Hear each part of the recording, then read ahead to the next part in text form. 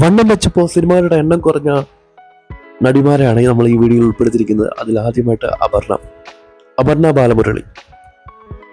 അപർണ ബാലമുരളിക്ക് ഭയങ്കരമായി വണ്ണം വെച്ചതുകൊണ്ട് അധികം സിനിമകളൊന്നും ഇപ്പം ഇല്ല. ആസിഫ് അലി സിനിമകളിൽ മാത്രമാണ് കൂടുതലായിട്ടും ഇവരെ കണ്ടുവരാറുള്ളത്. നേരത്തെ അധികം വണ്ണമൊന്നുമില്ല. എന്നാൽ അടുത്ത ആള് കീർത്തി സുരേഷാണ്. കീർത്തി സുരേഷിന് ഭയങ്കര വണ്ണമായിരുന്നു. അപ്പോൾ തെലുങ്കിലൊക്കെ സിനിമകൾ കിട്ടാതായി. അപ്പോൾ പുള്ളിക്കാരി വണ്ണമെല്ലാം കുറച്ച്, അമിതമായ തടിയിൽ ഉണ്ടായിരുന്നതെല്ലാം കുറച്ച് മെലിഞ്ഞുണങ്ങി ഒരുമാതിരി പിശാചി അപ്പിയ പോലെ ആയി. വണ്ണമുള്ളതാണ് കീർത്തി സുരേഷിന് നല്ലതായിട്ട് എനിക്ക് തോന്നിയിട്ടുള്ളത്. അതുകൊണ്ടാണ് ഞാൻ അങ്ങനെ പറഞ്ഞത്. പിന്നെ പടമില്ലാതായത് ഐശ്വര്യ റായിക്കാണ്. ഐശ്വര്യ റായി ഇപ്പോൾ വണ്ണമൊക്കെ വെച്ച് ആ പഴയ സൗന്ദര്യമൊന്നും ഐശ്വര്യ റായിക്കില്ല. ഭയങ്കരമായ വണ്ണം വെച്ചിരുന്നു. അതുകൊണ്ട് തന്നെ ഐശ്വര്യ റായിക്ക് ഇപ്പോൾ സിനിമകളൊന്നും ഇല്ലാതെ ഭയങ്കരമായ കഷ്ടതയിലാണ് ഇപ്പോൾ ജീവിക്കുന്നത്.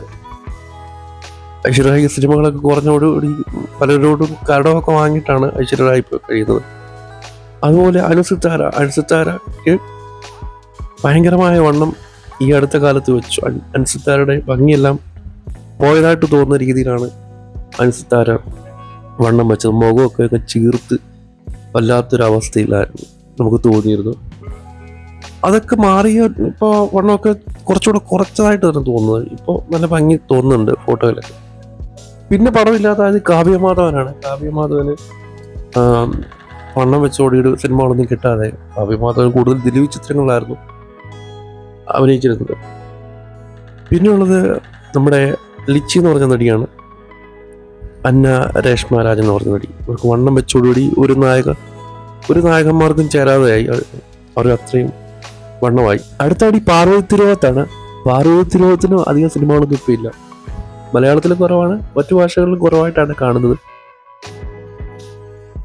അടുത്ത പൊണ്ണത്തടി നമ്മുടെ പ്രിയ ആനന്ദിനാണ്. പ്രിയ ആനന്ദിന് സിനിമകൾ കുറഞ്ഞു. വണ്ണം ഒരുപാട് വെച്ചതുകൊണ്ടാണ് നായകന്മാർക്ക് ചേരാതെ വണ്ണം വെച്ചു. പിന്നെയുള്ളത് നമ്മുടെ നിത്യ മേനോനാണ്. നിത്യ മേനോനും വണ്ണം വെച്ചു. അതുകൊണ്ട് തന്നെ നിത്യ മേനോനും പടം കുറഞ്ഞു.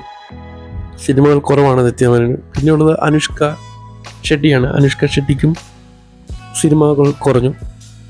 അത് വണ്ണം വെച്ചുകൊണ്ടാണ്. അവരൊരു പടത്തിന് വേണ്ടി വണ്ണം കയറ്റിയതാണ്, പിന്നെ ഇറക്കാൻ പറ്റിയില്ല.